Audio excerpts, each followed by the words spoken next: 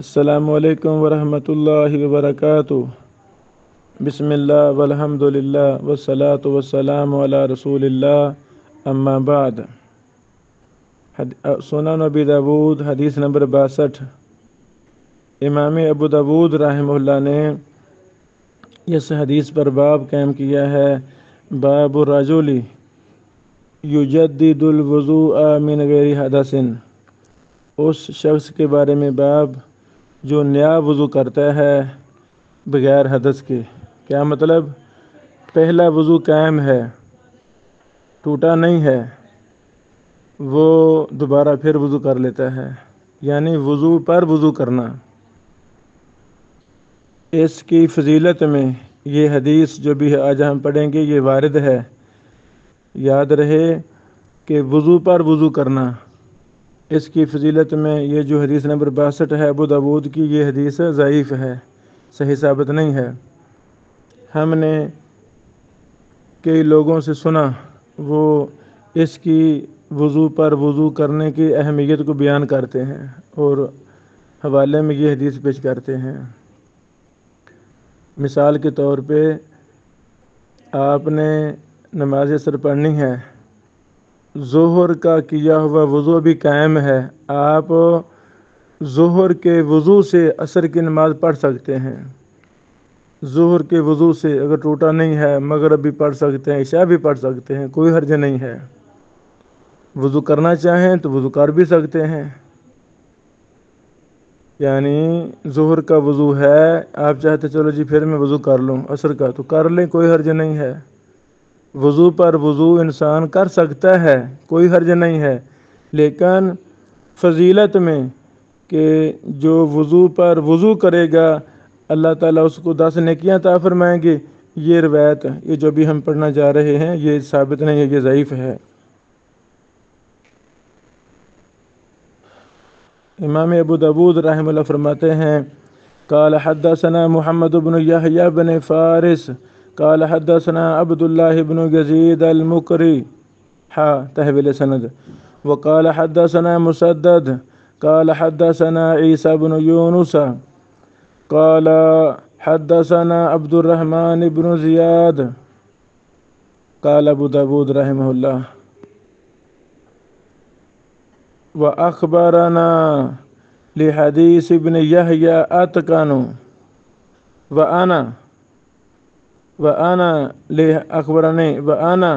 لحديث ابن يحيى أتقن عن غطيف، وقال محمد أنا بغطيف الهذلي قال كنت عند عبد الله بن عمر فلما نودي بالظهر۔ ابو غطیف الہذلی کہتے ہیں میں سیدنا عبداللہ بن عمر رضی اللہ عنہما کے پاس تھا، فلما نودی بالظہر، جب ظہر کی اذان ہوئی، توضأ، انہوں نے وضو کیا، فصلی، نماز پڑھی، فلما نودی بالعصر، جب عصر کی اذان دی گئی، توضأ، ابن عمر نے وضو کیا، فقلت له، میں انہوں نے کہا، فقال، تو انہوں نے کہا، کان رسول اللہ صلی اللہ علیہ وسلم یقول، رسول اللہ صلی اللہ علیہ وسلم فرمایا کرتے تھے، من توضأ علی طہر، جس نے وضو کیا پاکی کے اوپر، وضو پر وضو کیا، کتب اللہ لہ 10 حسنات، اللہ تعالیٰ اس کے لیے 10 نیکیاں لکھ دیتے ہیں۔ قال ابو داود، امام ابو داود نے کہا، وہذا حدیث مسدد وہو اتم، یہ مسدد کی حدیث زیادہ مکمل ہے، یہ ہے سند اور متن۔ پہلی بات، اس حدیث کا درجہ، یہ حدیث ضعیف ہے، اس کی سند بھی ضعیف ہے۔ یہ شیخ البانی رحمہ اللہ نے جو تفسیر لکھی اس کا خلاصہ یہ ہے، کیونکہ اس کا دار و مدار عبد الرحمن بن زیاد الافریقی پر ہے، عبد الرحمن بن زیاد الافریقی پر ہے، اور یہ ضعیف ہے۔ یہ بیان کرتے ہیں غطیف سے یا ابو غطیف سے، یہ مجہول ہیں۔ غطیف یا ابو غطیف راوی سے صرف یہ عبد الرحمن بن زیاد الافریقی ہی بیان کرتے ہیں اور کسی نے ان سے بیان کیا نہیں، اور وہ خود مجہول ہیں۔ عبد الرحمن بن زیاد افریقی ضعیف ہیں اور ان کے استاد مجہول ہیں۔ یہ حدیث سنن کبریٰ بہقی جلد 1 صفحہ 162 میں ہے۔ اسی طرح ترمذی وغیرہ میں بھی ہے۔ ترمذی حدیث نمبر 1 جلد نمبر 1 صفحہ 87 اور 91۔ امام ترمذی رحمہ اللہ نے بھی کہا ہے یہ سند ضعیف ہے۔ علامہ منذری رحمہ اللہ نے ترغیب و ترہیب حدیث نمبر 5 میں کہا یہ حدیث ضعیف ہے۔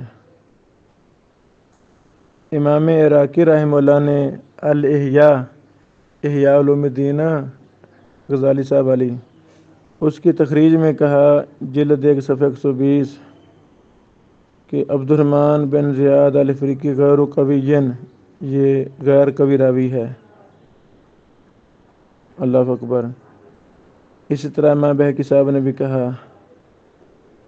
شیخ البانی صاحب فرماتے ہیں گویا کہ وہ اس کے شیخ کی جہالت یہ بھول گئے ہیں۔ ان کے استاد غطیف یا ابو غطیف الحذلی وہ مجہول ہیں۔ اس کو روایت کیا ہے امام طحاوی نے جلد 1 صفحہ 25 اتم منہ۔ طحاوی کی روایت اس سے بھی زیادہ پوری ہے۔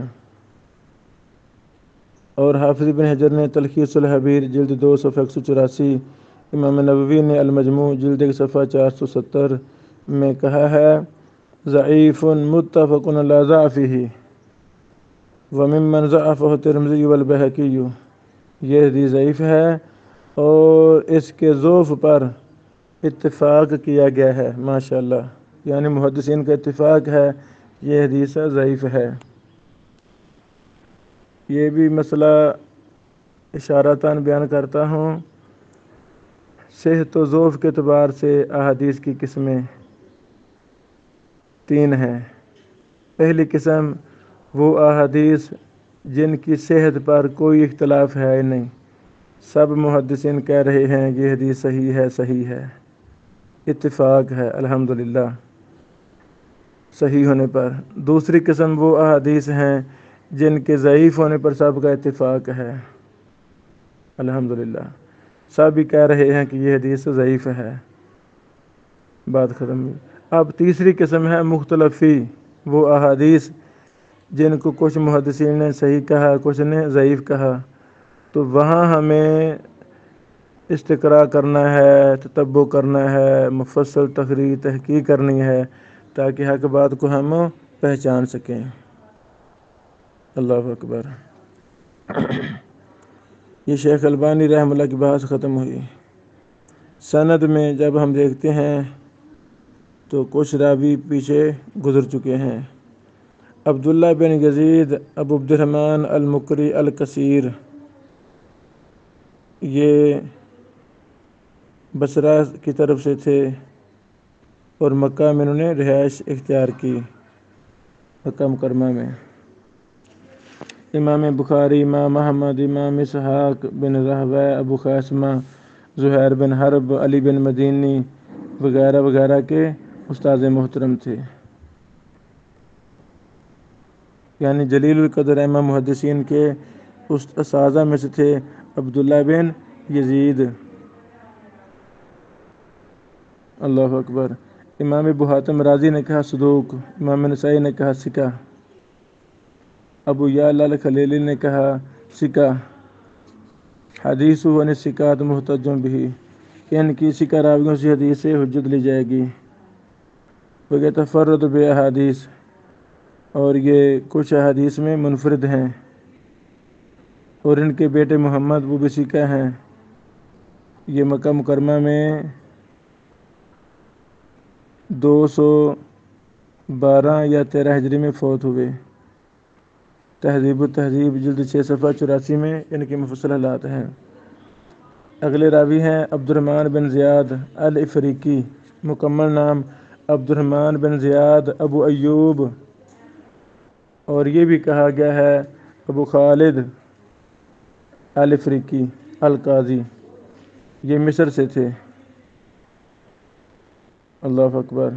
امام سفیان ثوری، ابن لہیہ، امام ابن المبارک وغیرہ کے اساتذہ میں سے تھے۔ امام احمد رحمہ اللہ نے کہا لیس بشیء، اور یہ بھی کہا منکر الحدیث، اور ابن معین، نسائی، ابن خزیمہ نے ان کو ضعیف کہا ہے۔ امام ترمذی نے کہا ضعیف عند اہل الحدیث، محدثین کے ہاں یہ ضعیف ہیں، ان کو یحییٰ القطان وغیرہ نے ضعیف کہا ہے۔ اللہ اکبر۔ آپ 156 ہجری میں فوت ہوئے، 156 ہجری میں فوت ہوئے۔ 100 سے زیادہ ان کی عمر تھی، 100 سال سے زیادہ۔ ان کی بھی حالات تہذیب و تہذیب میں موجود ہیں۔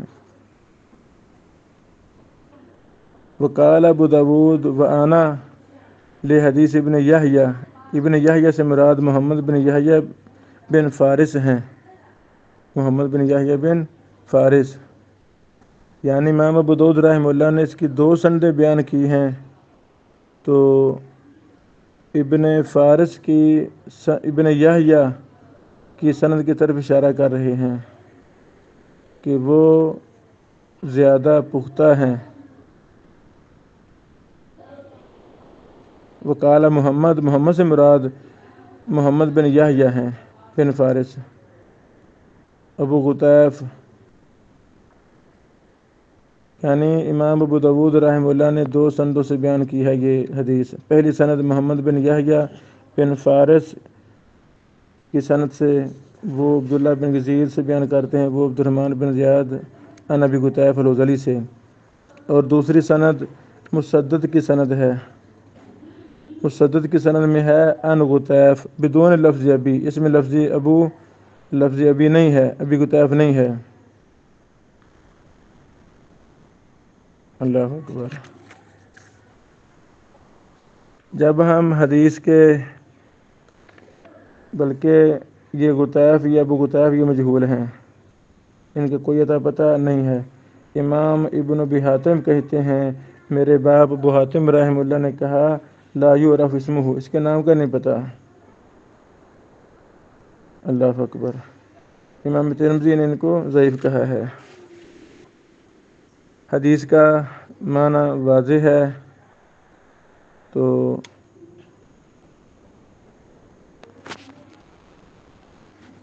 حدیث بیان کرنے کے بعد ابو داود رحمہ اللہ نے فرمایا قال ابو داود وهذا حدیث مسدد وهو اتم، اتم کا مطلب اکمل،